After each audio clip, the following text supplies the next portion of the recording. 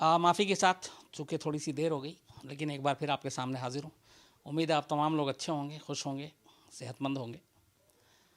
और कहानी का टीज़र आपने देखा ही होगा, जिन लोगों ने नहीं देखा है तो ये कहानी है दुनिया के, कहते हैं कि जो सबसे ख़तरनाक रेस्क्यू ऑपरेशन में से एक। इसकी वजह ये है कि इसको ऐसे अगर आप सोचें कि किसी एक मुल्क में कोई क्राइसिस आता है, उस मुल्क से करीब 4000 किलोमीटर दूर, और वहाँ जाके आपको लड़ाई लड़नी है, वहाँ जाकर आपको अपने लोगों को छुड़ाना है, बचाना है, तो आप सिर्फ अंदाज़ा लगाइए कि कितना मुश्किल काम होगा। जैसे ये कि अगर मैं दिल्ली में बैठा हूँ और मेरे कुछ अपनों के साथ रशिया में, इंग्लैंड में, चीन में, हांगकांग में, कहीं पे भी दूर है बहुत, वहाँ पे कुछ होता है तो अचानक मुझे उन्हें बचाना है, कैसे करेंगे, क्या करेंगे? और उस जहाँ पे इस देश में जो कुछ हो रहा है वहाँ पे उन्हें पता भी ना चले, और मैं वहाँ जाऊँ घुस कर और फिर सारे ऑपरेशन को अंजाम दूँ, अपने लोगों को बाहिफाजत लेकर आ जाऊँ। अब बोलना आसान है, लेकिन वाकई ये बड़ा मुश्किल काम है। और इसीलिए इस ऑपरेशन को हमेशा एक इज़राइल की सबसे बड़ी कामयाबी मानी जाती है, उसकी खुफिया एजेंसी की, उसके कमांडोज़ की। और वही कहानी आज आपको सुनाऊंगा। इस ऑपरेशन थंडरबोल्ट के नाम से मशहूर है, आप सभी जानते होंगे। इसका नाम ऑपरेशन थंडरबोल्ट क्यों रखा गया? जो हिंदी में इसका मतलब होता है कि बिजली की तेज़ी से, बिजली की रफ्तार से। तो इस पूरे ऑपरेशन में वक्त बहुत कम था। अगर वक्त आप ज़्यादा लेंगे तो ख़तरा ये था कि आप खुद भी फंसेंगे और जिनको आप बचाने जा रहे हैं वो भी मारे जाएंगे। तो सब कुछ बिजली की रफ्तार से करना था, इसीलिए इसको ऑपरेशन थंडरबोल्ट भी कहा गया। हालांकि इसका नाम फिर बाद में बदला है, वो भी मैं आपको बताऊंगा। ये कहानी है इज़राइल की, जिसके अपने लोग एक प्लेन में सवार होकर जा रहे थे और उस प्लेन को हाईजैक कर लिया जाता है और 4000 किलोमीटर दूर एक दूसरे देश में उसको रखा जाता है। उसके बाद शर्तें होती हैं, और इज़राइल का एक उसूल है कि वो आतंकवादियों से बात नहीं करता, उनसे समझौता नहीं करता। तो यहाँ पे ये भी एक अड़चन थी, क्या करें, और अपने लोगों की जान भी बचानी थी। तो ये सारी चीज़ें कैसे होती हैं, ये आज आपको मैं पूरी कहानी सिलसिलेवार सुनाता हूँ। बात 27 जून की है, 27 जून 1976 की। एयर फ्रांस की एक एयरबस 203, ये इज़राइली शहर जो है तेल अवीव, वहाँ से ग्रीस की राजधानी एथेंस के लिए उड़ान भरती है। और इस प्लेन में कुल 246 पैसेंजर थे, इसके अलावा 12 क्रू मेंबर थे। जो जाहिर सी बात है, चूँकि ये एयर फ्रांस की एयरबस थी तो वो सारे के सारे फ्रेंच थे। और जो पैसेंजर थे, जो मुसाफिर थे, वो ज़्यादातर यहूदी थे, यानी कि इज़राइली नागरिक थे, और कुछ बाहर के लोग भी थे, आधे आधे करीब 246 में। रात 11 बजे 27 जून को 1976 ये प्लेन टेक ऑफ करता है। इसके बाद 1.5 घंटे के बाद रात 12:30 बजे प्लेन एथेंस पहुंचता है। अब तक सब कुछ ठीक था इस 1.5 घंटे के सफ़र में। एथेंस पहुंचने के बाद वहाँ से कुछ और मुसाफिर प्लेन में सवार होते हैं, कुल 58 पैसेंजर। और वहाँ से अब इस प्लेन को आगे जाना था। एथेंस से इस प्लेन को पेरिस के लिए जाना था। तो 58 पैसेंजर जो हैं वो एथेंस में सवार होते हैं। इन्हीं 58 में से 4 आतंकवादी थे, जिनके पास पिस्टल और हैंड ग्रेनेड था, और इनमें एक लड़की थी। ये जो 4 आतंकवादी चढ़े, जिनमें किसी को पता नहीं चला। अच्छा, 1976 में एयरपोर्ट पे उतनी सिक्योरिटी, सुरक्षा, ऐसी चीज़ें नहीं हुआ करती थी। वो अब 2000 के बाद ये सारी चीज़ें हुई है। तो उस वक्त ये हथियार, और तब भी सुरक्षा हुआ करती थी लेकिन इतनी नहीं। तो फिर भी वो आसानी से हैंड ग्रेनेड और बॉम्ब लेकर प्लेन में सवार हो गए, एथेंस से 4 आतंकवादी, इसी एयर फ्रांस की एयरबस में। ये जो 4 आतंकवादी इसमें सवार हुए थे, इसमें से 2 जो थे वो फ़िलिस्तीनी लिबरेशन फ्रंट के थे, सो उनसे जुड़े हुए थे, जबकि 2 जर्मनी के रेवोल्यूशनरी सेल से जुड़े हुए थे। और ये लोग कायदे से फ़िलिस्तीन में जो एक आज़ादी की लड़ाई चल रही थी उसके समर्थक थे।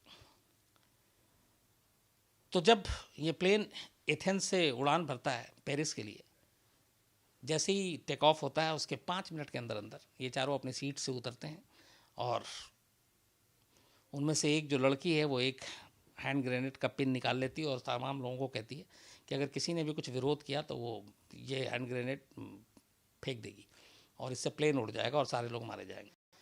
जबकि उनमें से एक जो है, ये बात है कि उस वक्त कॉकपिट उस तरीके से बंद नहीं हुआ करता था जिसके पिन हो और डोर क्लोज हो जाए, वो भी सब बाद में हुआ। तो कॉकपिट के अंदर पायलट और को पायलट दोनों थे। एक आतंकवादी अंदर कॉकपिट में जाता है और को पायलट को बाहर निकाल देता है और उसको पायलट को बाकी के जो बाहर 3 आतंकवादी थे प्लेन में, वो उस पर कब्जा कर लेते हैं और उसको कंट्रोल कर लेते हैं। अब को पायलट की सीट पर खुद एक आतंकवादी बैठा हुआ था और वो अब पायलट को डायरेक्शन देता है।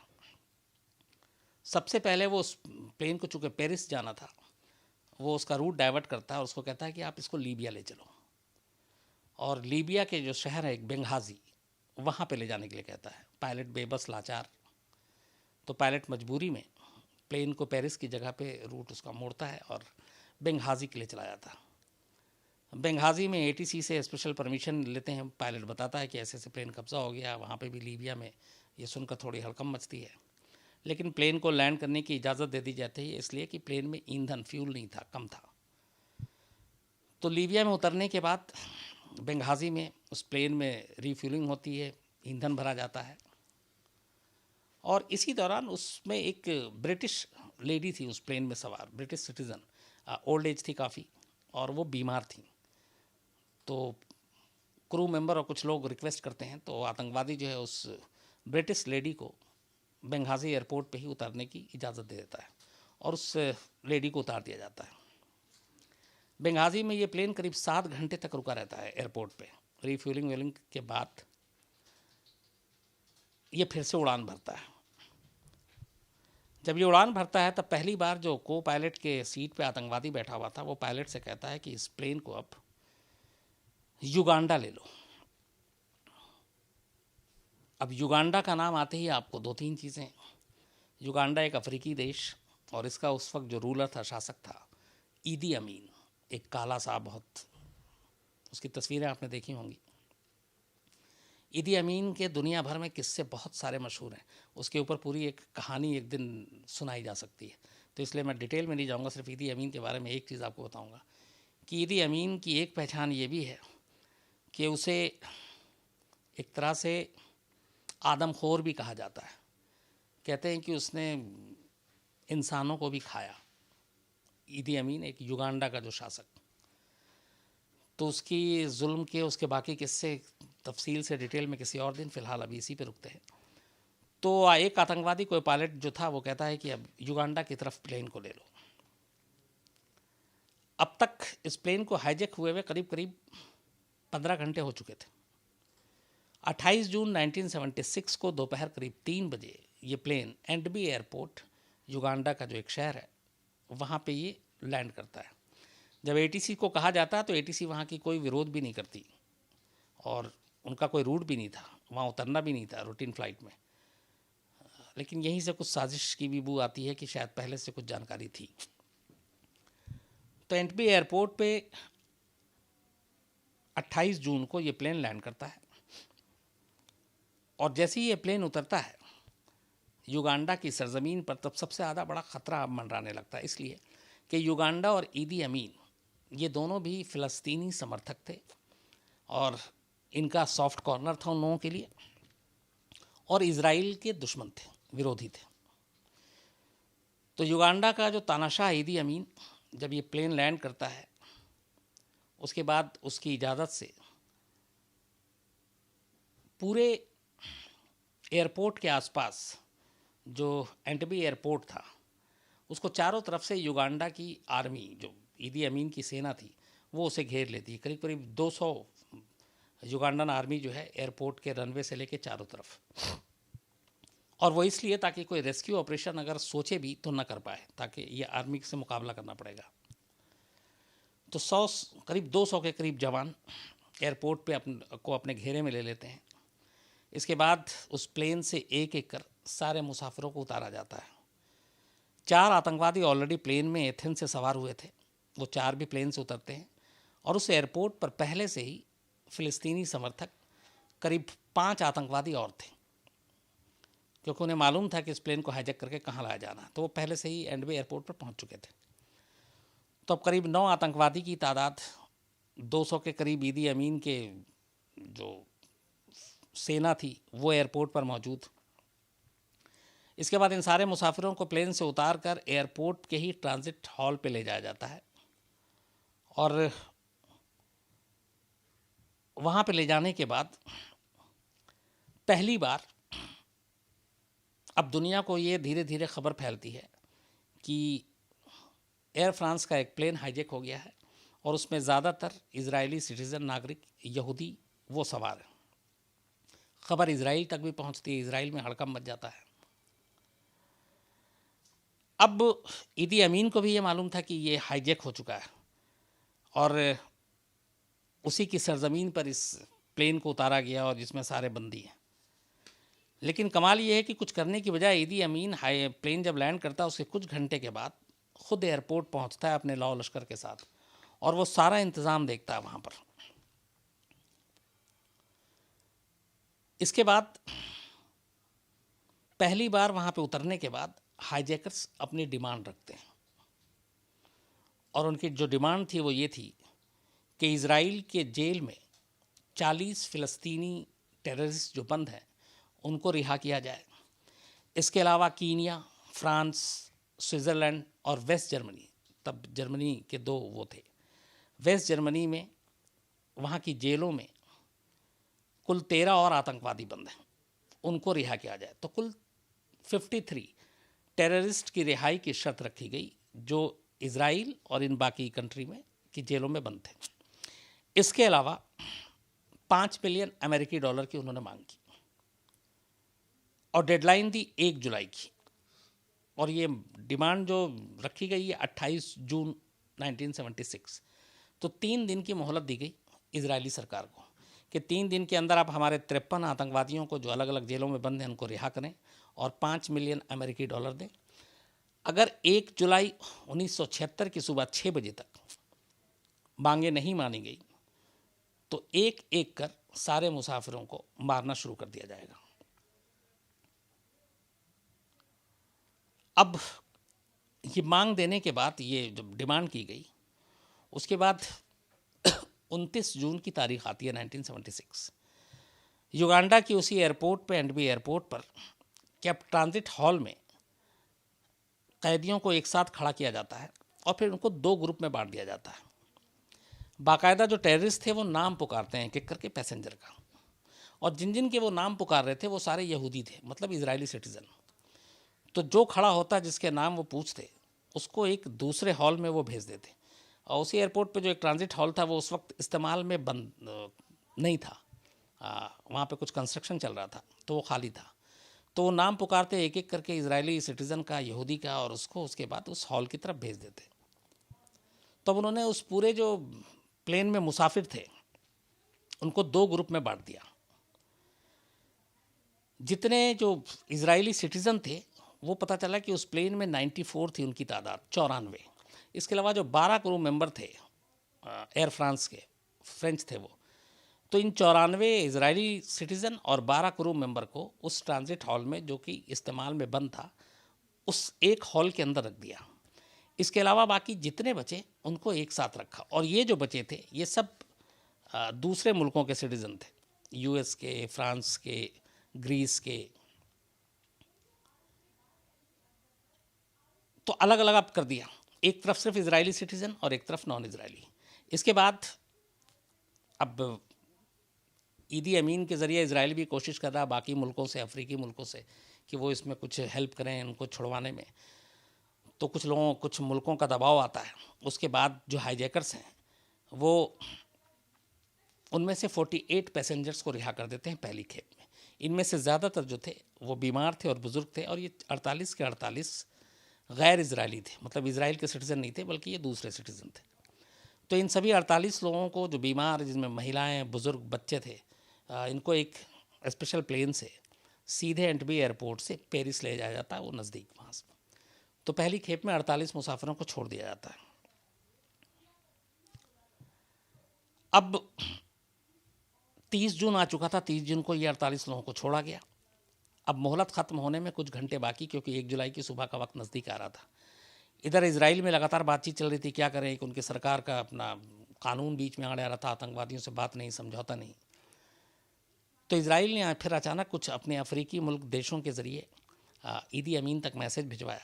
उसने कहा कि जो मोहलत दी गई है उसको थोड़ा बढ़ा दें, हम बातचीत के लिए तैयार हैं, हम आपकी मांग पे सोचने के लिए तैयार हैं, हमें थोड़ा मोहलत दे दें, क्योंकि एक तो ये अलग अलग जेलों में बंद हैं और फिर कुछ बाकी 40 तो इजराइल में हैं और बाकी जो 13 हैं वो और दूसरे मुल्कों में हैं, तो उन सबको इकट्ठा करने में वक्त लगेगा। तो मोहलत मांगी इजरायली गवर्नमेंट ने। तो जो किडनैपर थे, जो हाईजैकर थे, वो फिर इनकी मोहलत को मांग लेते हैं और 1 जुलाई की जगह पे वो 3 दिन और वक्त देते हैं। अब डेडलाइन था 4 जुलाई। 4 जुलाई 1976 दोपहर 12 बजे तक अगर उनकी मांग नहीं मानी गई तो उनका ये था कि जितने भी इजरायली सिटीज़न उनको एक एक करके मार देंगे। तो 3 दिन की मोहलत अब इजरायली सरकार को मिल गई। इसके बाद इस मोहलत को देने के कुछ घंटों के बाद जो हाईजैकर थे वो 100 और गैर इजरायली जो पैसेंजर थे उनको भी छोड़ देते हैं और उन सबको भी एक स्पेशल प्लेन से पेरिस भेज दिया जाता है। अब एंटबी एयरपोर्ट जो युगांडा, उसके ट्रांजिट हॉल में सिर्फ और सिर्फ 94 इजरायली सिटीजन बचते हैं और फ्रांस के जो है 12 क्रू मेंबर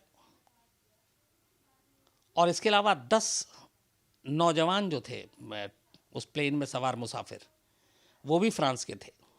तो कुल मिलाकर अब 116 पैसेंजर उस ट्रांजिट हॉल में बचे थे जो उस प्लेन में सवार थे जिनको हाईजैक किया गया था। 116 के अलावा बाकी सभी को छोड़ दिया गया था। मतलब लगभग करीब 150 से ज़्यादा लोगों को 2 खेप में छोड़ दिया गया। अब इधर ये था कि मोहलत तो दे दी इजरायली सरकार के कहने पे। अब इजराइल सरकार के सामने दिक्कत ये कि वो करे क्या करे। मांगे माने तो फिर अपने देश में ही लोगों के सामने वो क्या जवाब दे, क्योंकि उसकी शर्त यह थी कि वो आतंकवादियों से बात नहीं करेगा, कोई डील नहीं करेगा। और दूसरा ये है कि 4000 किलोमीटर दूर जाकर अपने लोगों को छुड़ाए तो कैसे छुड़ाए, जिसके बारे में कोई जानकारी नहीं। कोशिश लगातार जारी थी, बातचीत की भी कोशिश हो रही है, उधर हाईजैकर्स को भी उलझा कर रखा गया है इजराइल की तरफ से, बाकी दुनिया से भी मदद लेने की कोशिश की जा रही है, ईदी अमीन पर दबाव डाल के कोशिश की जा रही है। इस दौरान में, इस पीरियड में 2 दिन के लिए ईदी अमीन एक सेमिनार में हिस्सा लेने के लिए मॉरिशस की तरफ निकल गए। तो जब वो मॉरिशस गया तो थोड़ा सा इन लोगों को भी मौका मिला कुछ करने का, कुछ सोचने का, क्योंकि जब तक ईदी अमीन नहीं आएगा तब तक कुछ होना नहीं था। लेकिन सारी चीज़ें, मॉरिशस में भी बातचीत करने की कोशिश की गई लेकिन सारी चीज़ें नाकाम रहीं। इसी बीच 3 जुलाई 1976 की तारीख आ जाती है। मतलब अब डेडलाइन को ख़त्म होने में सिर्फ अब 1 दिन बाकी है। 1 जुलाई को मोहलत बढ़ाई गई थी, अब 3 जुलाई की तारीख आ गई और 3 जुलाई की शाम 6:30 बजे पहली बार इजरायली गवर्नमेंट की कैबिनेट की मीटिंग बुलाई जाती है। अभी तक सब कुछ ऐसे ही था, करें क्या करें, कोई फैसला नहीं लिया जा रहा था। लेकिन इस फैसले से पहले कुछ चीज़ें और एक साथ चल रही थी और वो ये थी कि क्या क्या ऑप्शन हो सकता है। तो उनमें 3 ऑप्शन आए। एक कि जहाँ पे इन लोगों को रखा गया है एंटबी एयरपोर्ट पर, वहाँ पे हमला किया जाए प्लेन के ज़रिए। दूसरा ऑप्शन ये था कि पानी के रास्ते, समंदर के रास्ते, जहाज़ से वहाँ पहुँचा जाए एंटबी। और तीसरा ये था कि कीनिया से सड़क के रास्ते युगांडा में घुसा जाए और फिर ऑपरेशन किया जाए। इन सारी चीज़ों पे बातचीत हुई उनके कमांडोज, मोसाद, सबसे। लेकिन पता चला कि पानी के रास्ते और सड़क के रास्ते में रिस्क ज़्यादा है, वक्त भी ज़्यादा लगेगा, इसलिए हवाई रास्ता सही है। जो भी ऑपरेशन करना है वो हवाई रास्ते से, प्लेन से ही होना है। और अब ये तय हो चुका था, लेकिन जाहिर सी बात है कि इसके लिए आपको मंजूरी चाहिए थी कैबिनेट की। तो शाम 6:30 बजे इजरायली कैबिनेट की बैठक होती है और उसमें तय होता है कि हम आतंकवादियों से बातचीत नहीं। इधर दूसरी तरफ जो पैसेंजर फंसे हुए थे इजराइल के, चूँकि बाकी सब छोड़ दिए गए, तो उनके रिश्तेदारों का बड़ा प्रेशर, इजराइल में धरना प्रदर्शन शुरू हो गया, सरकार के ऊपर दबाव कि उन्हें बचाया जाए, उन्हें वापस लाया जाए। तो सरकार भी दबाव में, क्या करें क्या ना करें। 6:30 बजे मीटिंग होती है और मीटिंग में आखिर ये फैसला लिया जाता है कि नहीं, हम ऑपरेशन करके युगांडा में घुसेंगे और अपने लोगों को बचा कर लाएंगे। और ये तय हो गया। इसके बाद इस ऑपरेशन के लिए ब्रिगेडियर जनरल डॉन शोमरोन, उनको हेड बनाया गया, इस ऑपरेशन का पूरा कमांडर। और ये तय हुआ, जो दूसरे थे इसमें लेफ्टिनेंट कर्नल योनाथन नेतन्याहू, इनको फील्ड ऑपरेशन का इंचार्ज बनाया गया, जो ज़मीन पे जाकर ऑपरेशन करना है नेतन्याहू को। ये वही नेतन्याहू हैं जो इस वक्त इजराइल के प्रधानमंत्री हैं, उनके बड़े भाई थे। प्रधानमंत्री जो अभी हैं, जो इंडिया भी आए थे, वो छोटे भाई हैं।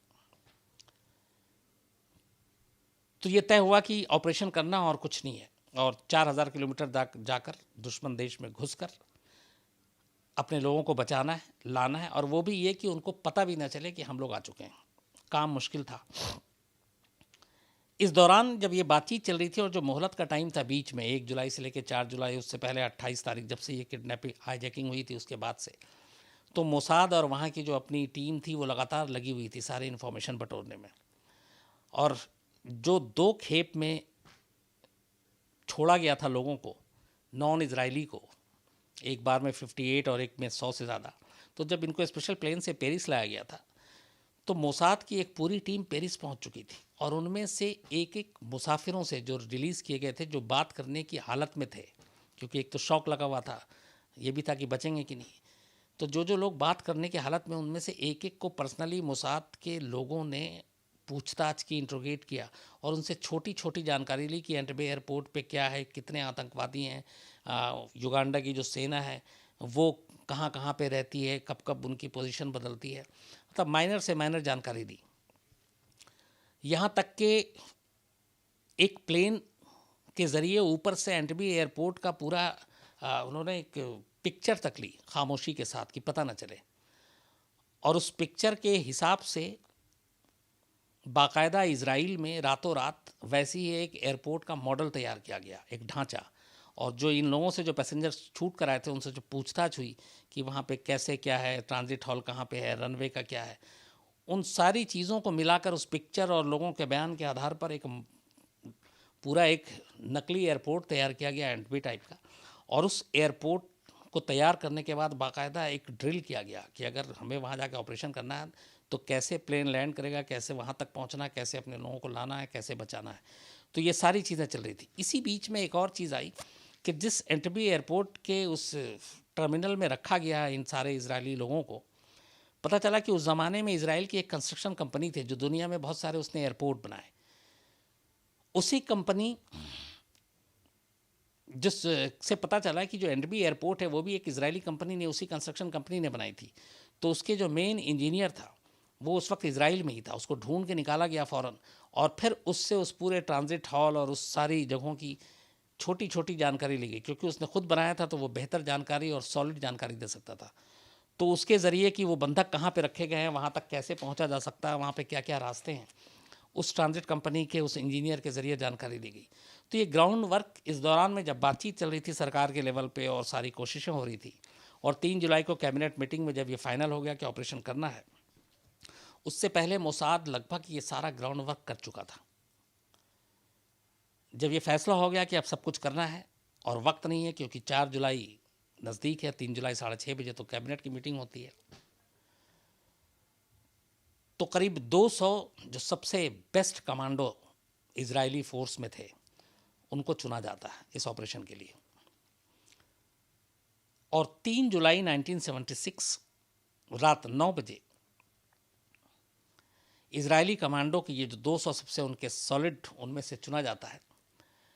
इनको 4 इजरायली एयरफोर्स के C-13 हरकुलिस ट्रांसपोर्ट प्लेन इसमें सवार किया जाता है।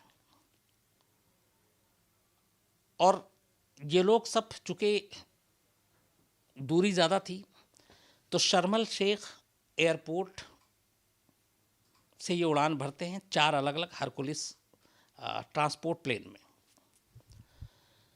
अब इस सारे विमान में बैठ तो गए, सिर्फ प्रॉब्लम ऑपरेशन में एक थी कि एयरपोर्ट पे एंटबे में ईदी अमीन के सेना ने चारों तरफ से रनवे से लेकर सब कुछ घेरा हुआ है। रात के वक्त में ऑपरेशन कर सकते हैं, क्योंकि दिन में प्लेन लैंड करेगा तो दिखाई देगा। रात में प्लेन को इस तरीके से वहाँ पे उतारना है कि एक तो युगांडा की वायु सीमा में जब एयर स्पेस में आप दाखिल हों तो उनको पता ना चले, जब आप एयरपोर्ट पे पहुँचें तो भी उनको पता ना चले, कि उनका एटीसी एयर ट्रैफिक कंट्रोल ना पकड़ सके।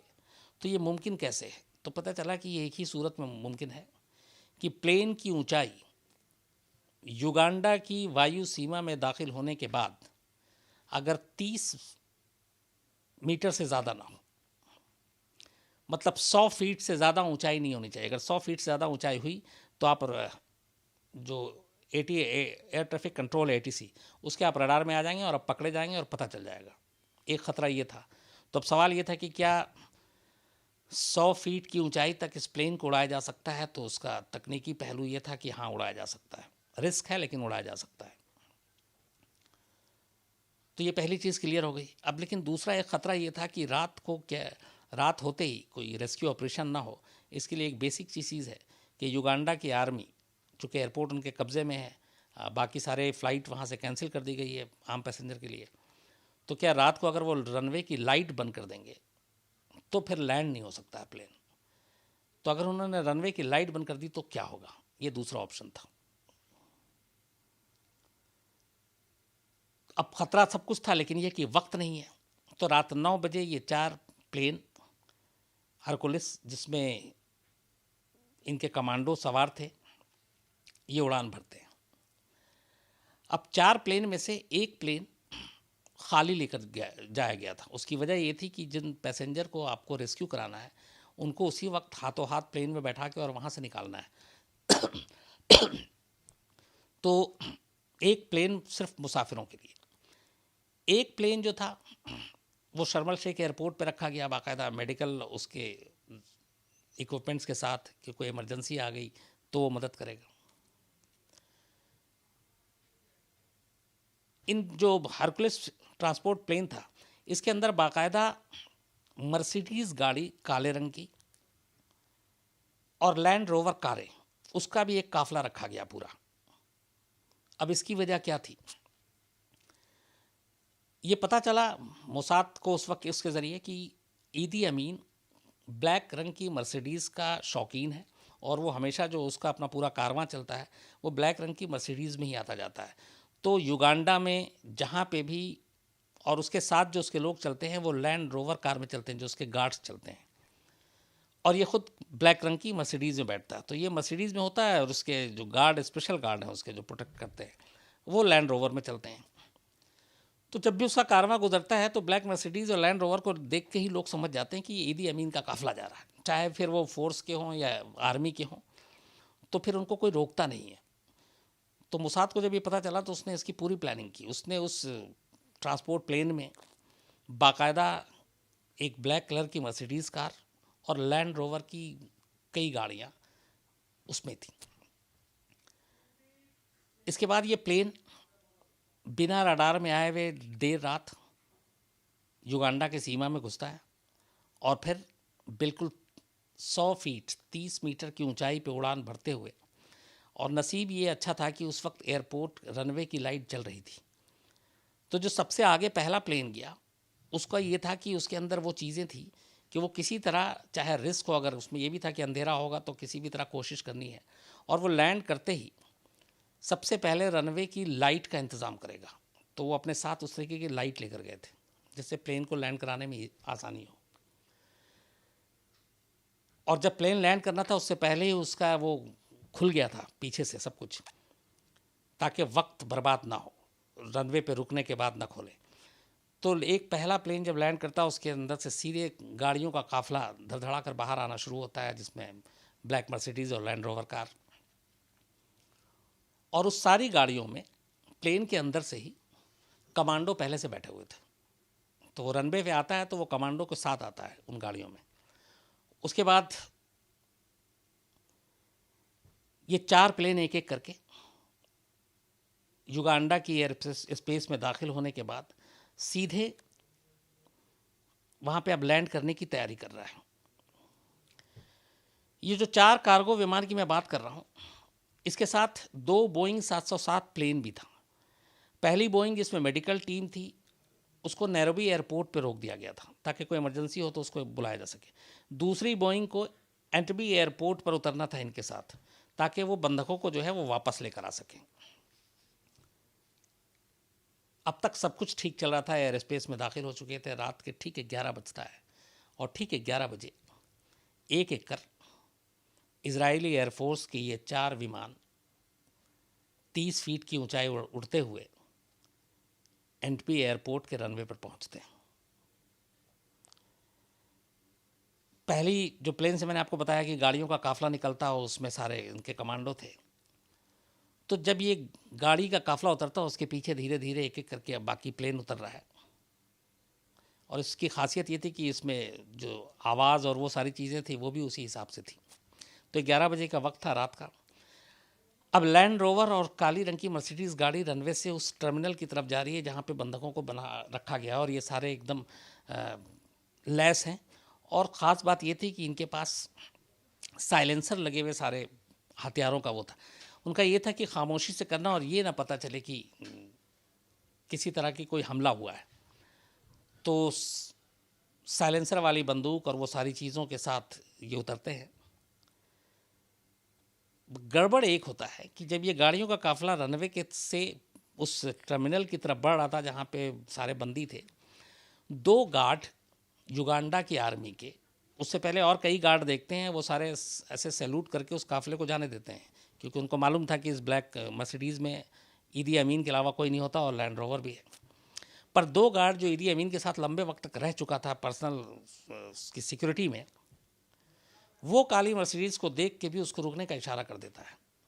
और उसकी वजह ये थी, जो मोसाद जहाँ पे सिर्फ एक चूक हुई, 3 दिन पहले ही, यानी ये 3 जुलाई रात 11 बजे का ऑपरेशन हो रहा है, 1 जुलाई को ईदी अमीन ने ब्लैक मर्सिडीज़ को हटाकर पहली बार अपने काफिले में वाइट मर्सिडीज़ें खरीद ली थी और वो पिछले 3 दिनों से वाइट मर्सिडीज़ में चल रहा था।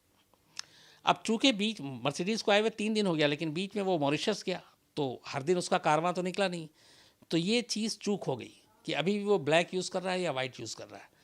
तो ये उन दोनों गार्ड को ख़ासतौर पे पता था कि अब ईदी अमीन ने वाइट मर्सिडीज़ ले ली और वो अब उसी में चल रहा है।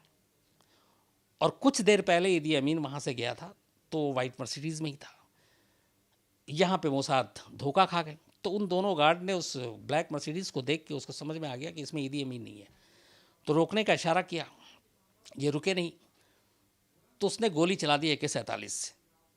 जवाब में इधर से भी कमांडो ने गाड़ी से गोली चलाई, साइलेंसर लगी हुई उससे चलाई और दोनों वो गार्ड वहीं पे मारे गए।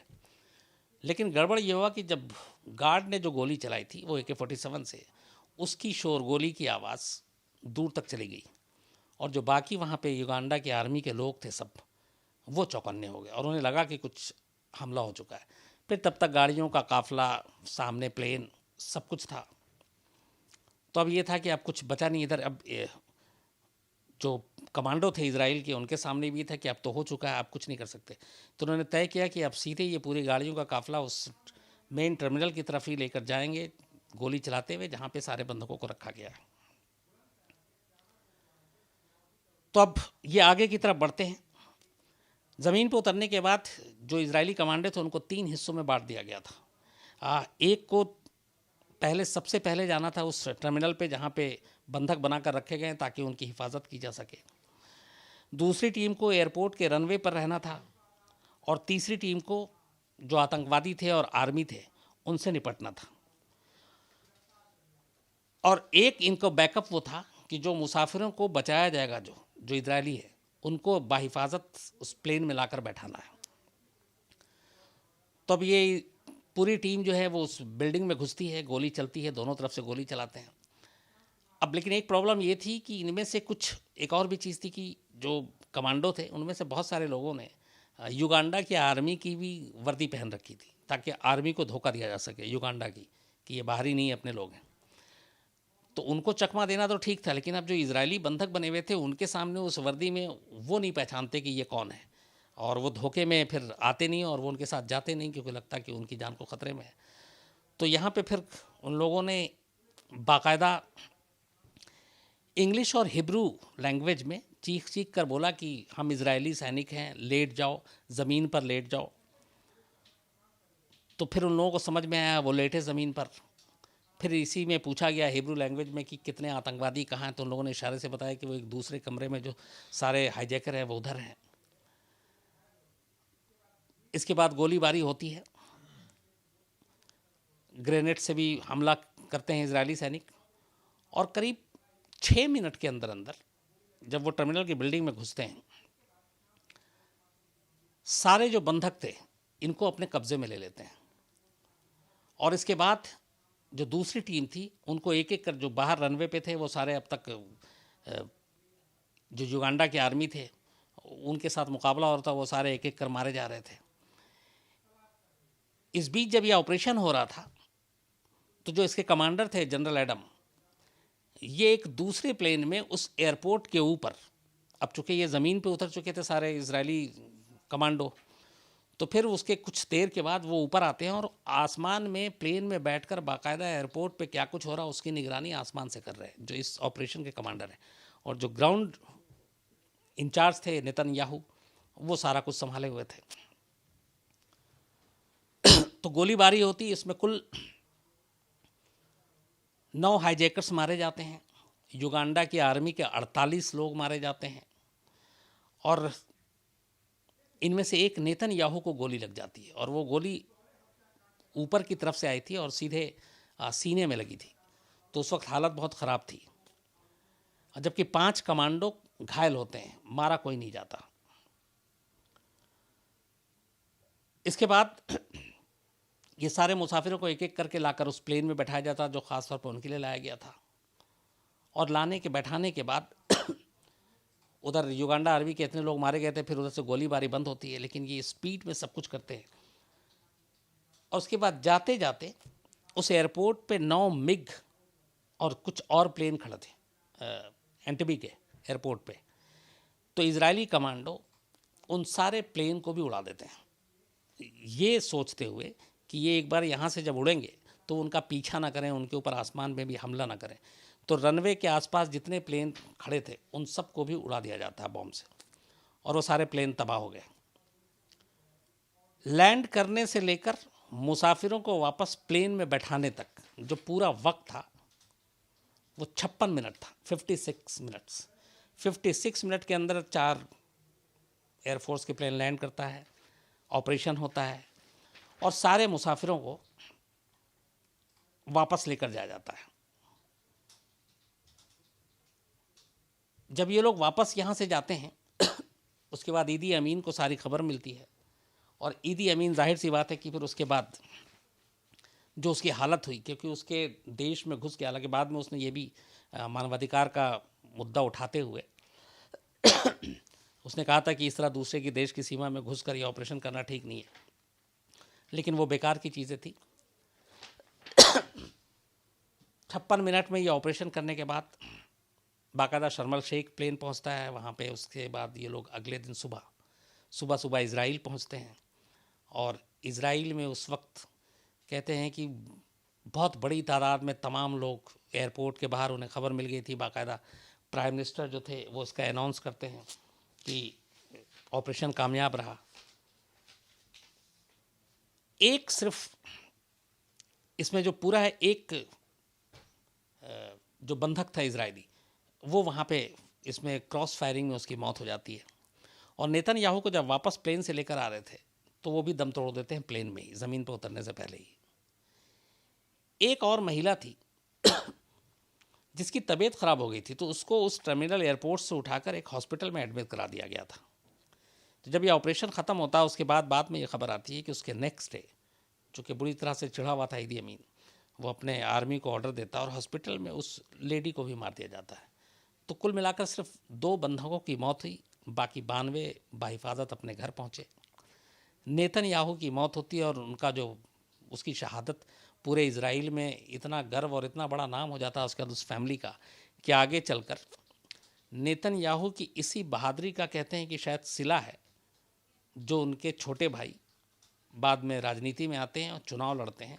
और इसे एक ऑपरेशन थंडरबोल्ट का जो पुराना की यादें थी लोगों के दिल में, वो उनको जितवा देती है और आज वो इजराइल के प्राइम मिनिस्टर हैं। ये थी पूरी कहानी ऑपरेशन थंडरबोल्ट की, और ये इसलिए भी हमेशा याद रखी जाएगी कि वाकई एक 4000 किलोमीटर दूर दूसरे देश में जाकर ऑपरेशन करना, प्लेन को 100 फीट के नीचे तक की उड़ान रखना, बिना एटीसी को, बिना किसी को खबर दिए रनवे पर लैंड कराना, रनवे पर उतरने के बाद उसके बाद अपने लोगों को, और वो भी 1 2 4 लोग नहीं बल्कि करीब 116 लोग हैं, उनको छुड़ाना, वापस लेकर आना, मतलब सोच से परे की चीज़ है। और ये काम हमेशा इजराइल के इतिहास में, मोसाद के इतिहास में हमेशा याद रखी जाएगी। तो ये थी पूरी कहानी।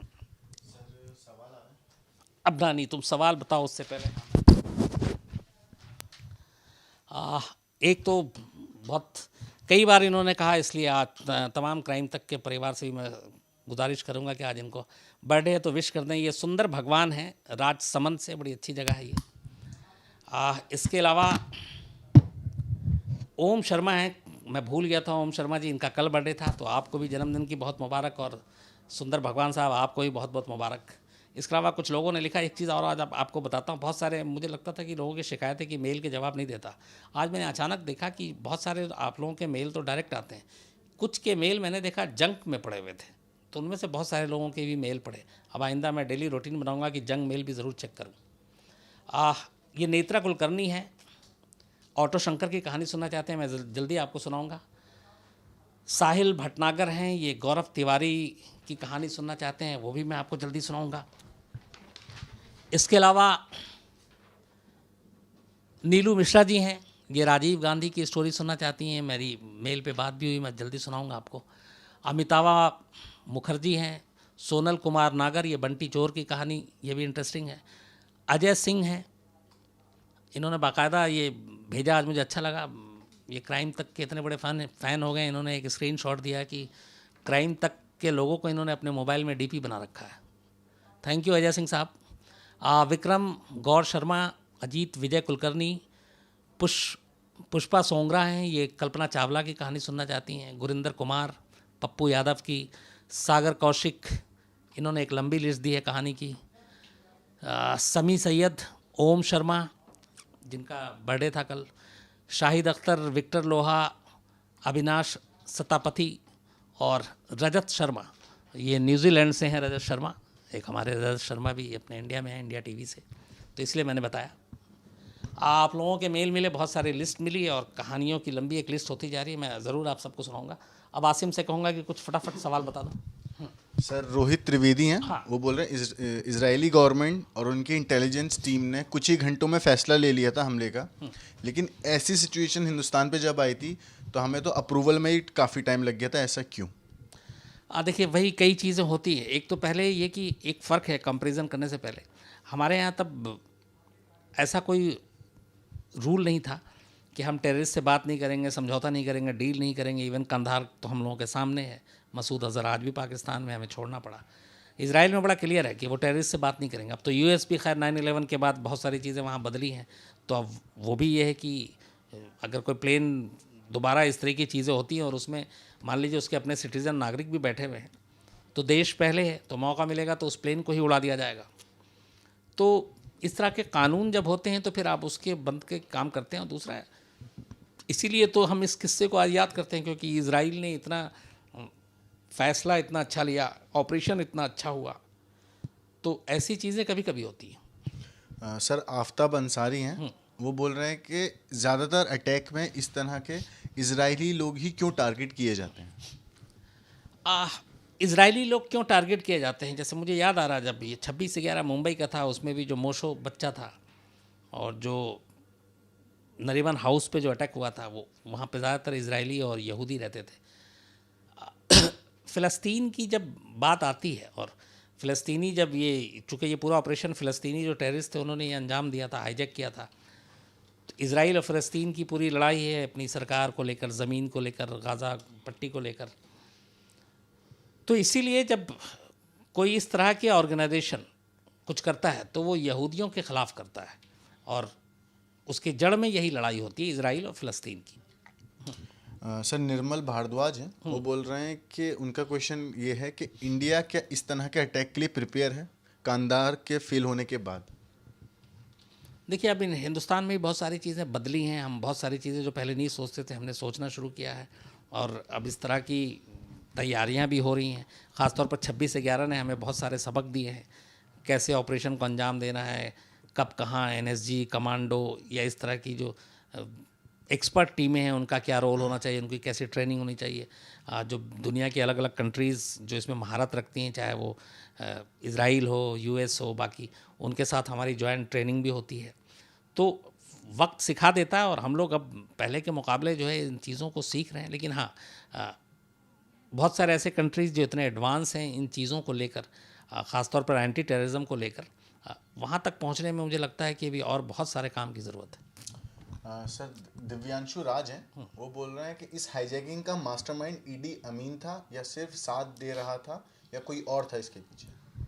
नहीं, एक्चुअली ये पूरी हाईजैकिंग की जो प्लानिंग थी वो फ़लस्तीनी जो लिबरेशन था, वो मैंने आपको बताया, जो वो लोग थे संगठन।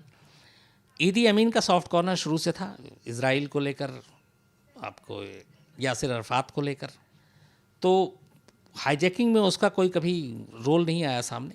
लेकिन हाँ, हाईजैकर को भी पता था कि हमें क्योंकि हर कंट्री इजाज़त नहीं देता इस तरह के प्लेन को जो हाईजैक हो चुका अपने यहाँ लैंड करवाने में। जैसे आपको याद होगा, कांधार में पाकिस्तान ने भी मना कर दिया था, क्योंकि पाकिस्तान को ये डर था कि एक तो रिश्ता वैसे ही ख़राब, और अगर वो उसको वहाँ पे उतरने की इजाज़त देते हैं और वहीं रखते हैं तो पाकिस्तान पे उंगली उठेगी। तो पाकिस्तान ने सिर्फ और सिर्फ उसको रोका और फ्यूल भरने के लिए जब बात की थी तो बस उसके बाद लेकिन उसको फ़ौरन रवाना कर दिया था।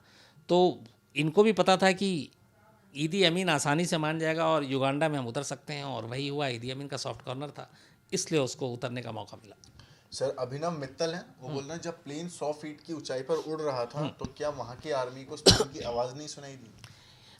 अभिनव जी, मैंने कहा कि इसमें कई चीज़ें ऐसी थी इस एयरफोर्स के प्लेन में, जो कई खूबियाँ थी कि इसकी आवाज़ कितनी होगी, ये 100 फीट तक की उड़ान भर सकता है कि नहीं।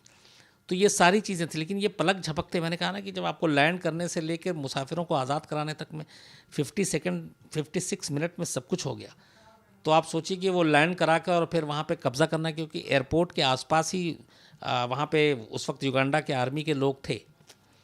बाकी वहाँ पे आसपास में और कोई आर्मी का बेस या वो नहीं था, और युगांडा ने सोचा भी नहीं था कभी कि एयरपोर्ट पे इस तरह से दुश्मन आकर उतरेगा और उसको छुड़ा कर ले जाएगा। नेक्स्ट टू इम्पॉसिबल था उनकी सोच के हिसाब से। तो ये सब कुछ एक तो अजीब हुआ, अचानक हुआ, बहुत तेज़ी से हुआ, इसलिए इसको थंडरबोल्ट कहते हैं, क्योंकि बिजली की तेज़ी से हुआ। तो कुछ समझ ही में नहीं आया और काम हो गया। सर, फ़हीम बेग बोल रहे हैं कि ईडी अमीन का क्या हुआ था? ईडी अमीन की कहानी मैं आपको जल्दी सुनाऊंगा, डिटेल में सुनाऊंगा, इसलिए उसके बारे में अभी कुछ भी बोलना मुझे लगता है फिर खुलासा होता जाएगा। बहुत इंटरेस्टिंग कहानी, और अच्छा हुआ, मैं कोशिश करूंगा कि बहुत जल्दी ईदी अमीन पे आपको डिटेल में कहानी सुनाऊं।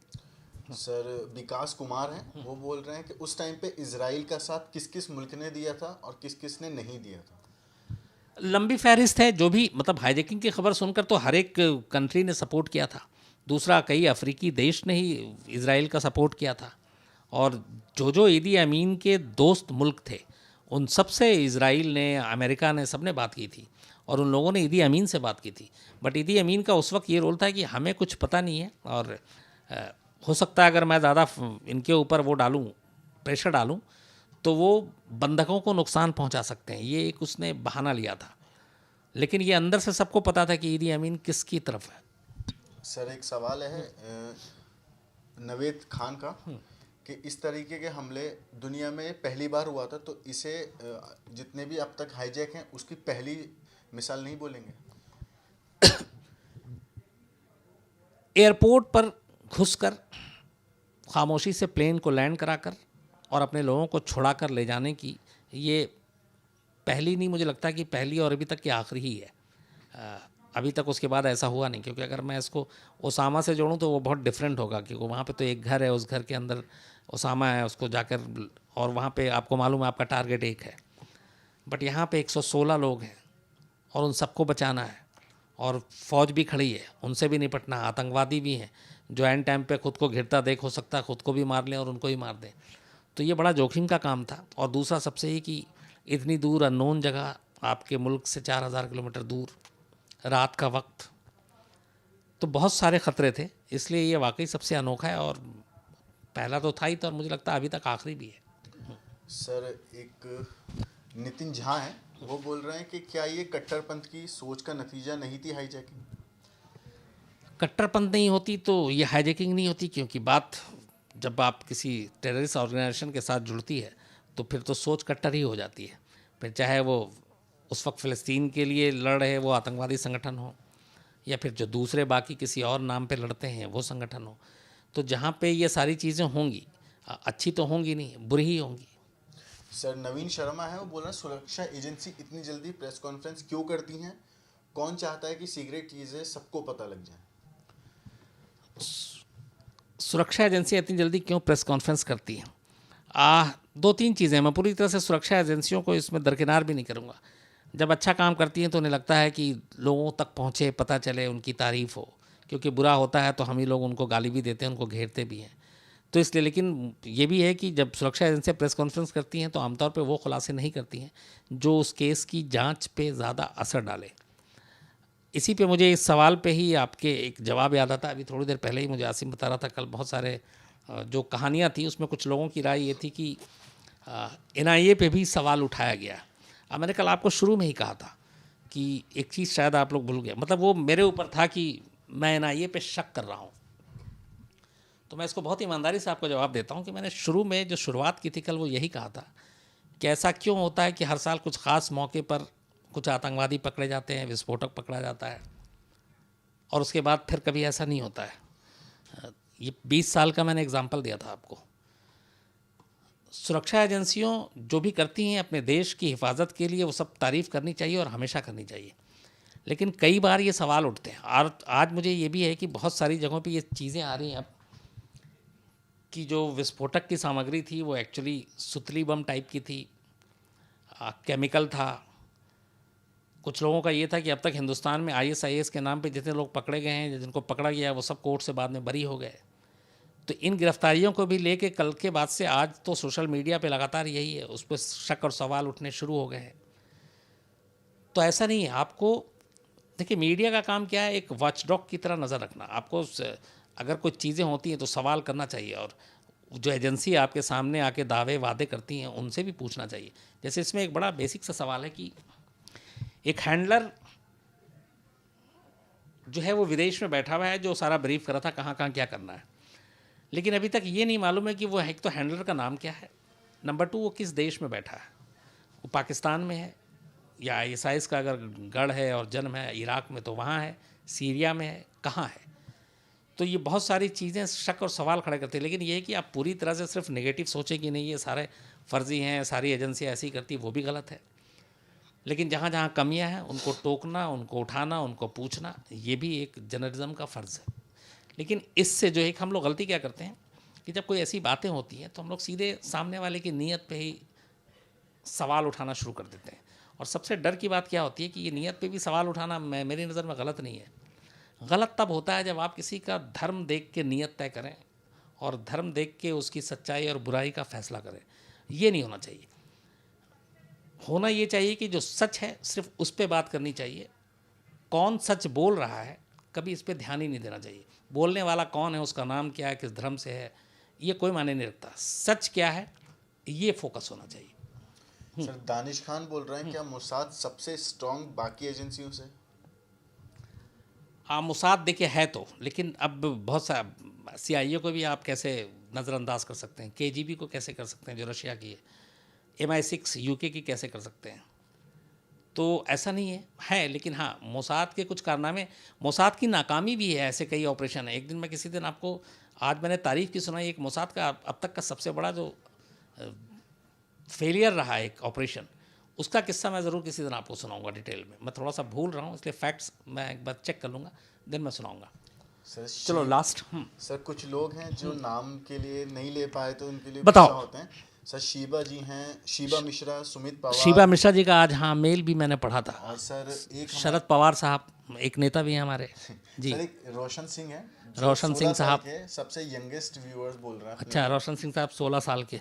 16 साल मतलब अब आपका 10th का एग्ज़ाम होगा तो पढ़ाई पे ध्यान दीजिए। सर कौशिक सरकार हैं, राहुल कुमार, निर्मल भारद्वाज। कौशिक सरकार, राहुल, निर्मल भारद्वाज, निखिल अय्यर। निखिल अय्यर साहब, और सर आशीष जी, केयर शाह, दानिश खान, शाह, दानिश खान, मोंटीगौर, हैदर नकवी, मोंटीगौर, हैदर नकवी, एक हमारे यहाँ भी हैदर नकवी हैं, अमित सिंह, अमित सिंह भी हमारे यहाँ, अमित कुमार, धीरेन्द्र नागर है। धीरेन्द्र नागर। चलिए, अच्छा लगा आप लोगों से बात करके, और मैं जो कोशिश करता हूँ लिख के लाता हूँ, कई लोग छूट जाते हैं, और एक आर मुझे आज राज पता चला कि बहुत सारे लोगों के मेल जंक में पड़े होते हैं। तो अब आज से ही मेरा रूटीन है ये कि अब मैं जंक भी ज़रूर पाबंदी से चेक करूँगा मेल। और सर तो एक सर हैं सनी जी, वो बोल रहे हैं कि हीर खान काफ़ी नाराज़ हैं, वो दिल्ली तक के सब्सक्राइबर हैं कि आप दिल्ली तक पर स्टोरी नहीं सुना है। हीर खान जी नाराज़ है कि मैं दिल्ली तक पे स्टोरी नहीं सुनाऊँ। एक्चुअली क्या करूँ, मैं तो हर तक पे सुनाने को तैयार हूँ, बट एक दिन में सिर्फ 24 घंटा होता है, और 24 घंटे में बहुत सारे काम होते हैं और वक्त के हिसाब से बंधे हुए हैं, तो इसलिए वक्त मिलता नहीं। लेकिन कोशिश करूँगा जब जब कभी कभी मौका मिले तो मैं ज़रूर दिल्ली तक पे भी सुनाऊँगा और बताऊँगा। कल आपसे फिर मुलाकात होगी रात 9 बजे। फ़िलहाल अब इजाज़त दीजिए, इसलिए कि चलता हूँ, वारदात की भी तैयारी करनी है, और कल एक नई कहानी के साथ मुलाकात करेंगे। अच्छे रहिए आप लोग, खुश रहिए, हमेशा सेहतमंद रहिए, and thank you very much.